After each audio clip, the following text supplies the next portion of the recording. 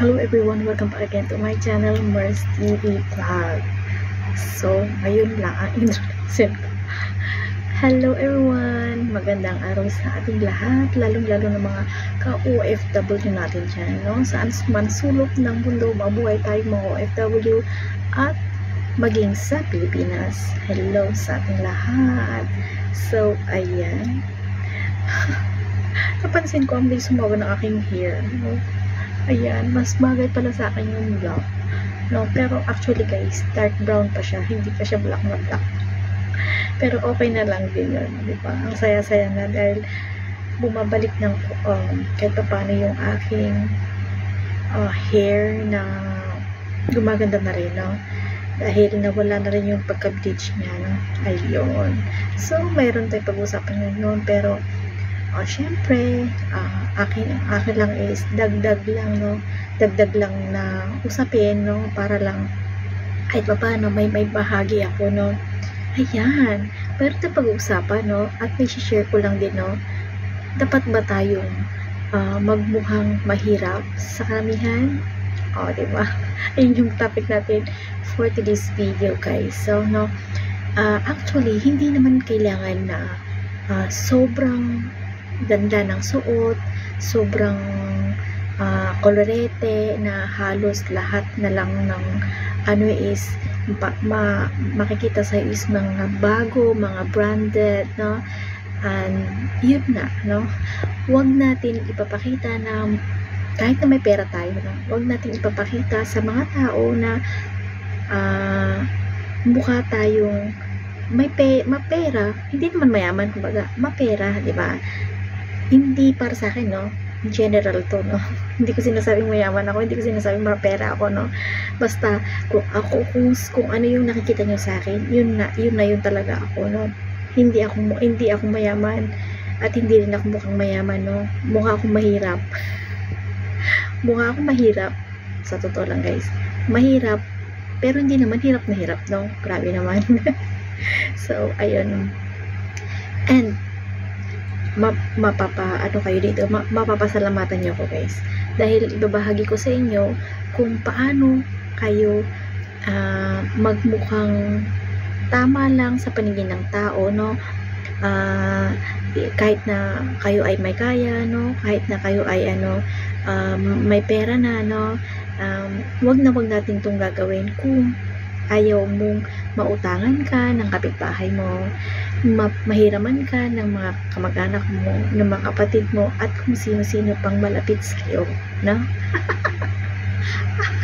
Patatawa ako sa aking content for today's video, guys, dahil no, syempre, para hindi ka mautangan, no? Para ma-save mo naman, kasi sa iyo naman yun, nasa iyo naman yun, guys, di ba? Pinaghirapan mo yun, no? Tapos papautang mo, and then wala nang balik. O di ba? Parang hello, mo ba? Di ba? Ikaw nagpakakanda hirap, tapos ipapautang mo lang, ipamimigay mo lang. Pag may sobra, di ba? Okay lang yun, di ba? Pag may sobra, pero pag sakto lang, pang financial, pang retirement, or yung mga kailangan nating pag-ipunan, no? Dapat talagang ganon, no? Kaya kailangan natin magmukha tayong mahirap. Hindi ko naman sinasabing magsuot ka ng basahan dyan, madungis ka, or magsuot ka ng yung pantalon mo is sobrang butas-butas na, anatas nagkikitata na, no? Hindi ko naman sinabing ka na, no? Basta yung simple lang ba, simpleng jeans, simpleng t-shirt, no?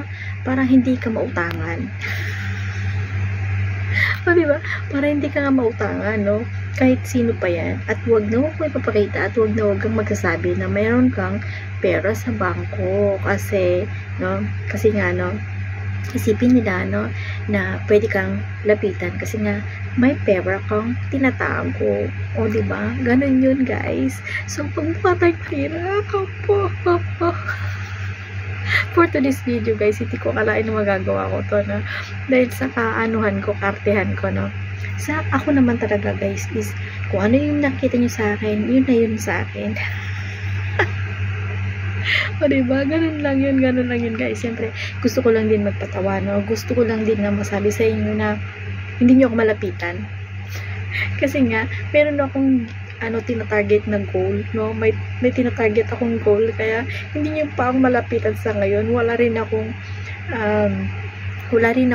sa bangko ngayon. O diba, kaloka. Sa totoo lang guys, nasa labas lahat ng pera ko, no? Hindi ko sinasabing wala akong pera, no? Syempre nagtatrabaho nga ako, syempre may pera ako, pero wala sa akin, wala akong hawak. O diba, ganun lang yun guys, no? At saka the way I dress up myself, no, especially when I go outside together with my friends, no, paisi-isi lang ako guys, yung tipong simple lang, simpleng may dating, pero wala palang pera. Hindi guys, ganito yun, simpleng-simple lang talaga.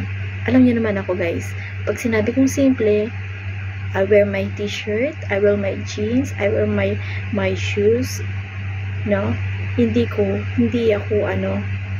kumbaga, hindi ako nagpo-forma ng let's say yung forma ko is sakto lang ba? Sakto lang talaga.